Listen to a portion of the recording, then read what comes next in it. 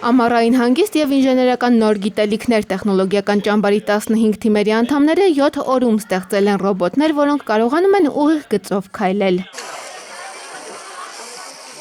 9-ից 13 տարեկան 300 դպրոցականներ են մասնակցում հանքավանում անցկացվող ամառային ճամբարին, որը կազմակերպել են Յունքով ընկերությունը, Ինֆորմացիոն տեխնոլոգիաների ձեռնարկությունների միությունը։ Տեխնոլոգիական ճամբարին մասնակցել են նաև World Vision Հայաստանի շահառու համայնքների անապահով ընտանիքների երեխաները և մարզերի Smart ինժեներական լաբորատորիաների սաները։ Ինժեներական լաբորատորիաներ բացելու ընթացքում մենք մշտապես գտնվում ենք գործընթացի սկզբում եւ տեսնում ենք այդ ստարտը, այդ սկիզբը գործընթացի, իսկ այստեղ արդեն կարող ենք տեսնել այդ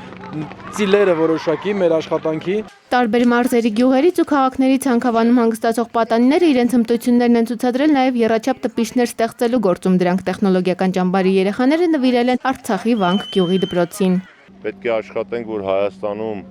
իրականացվող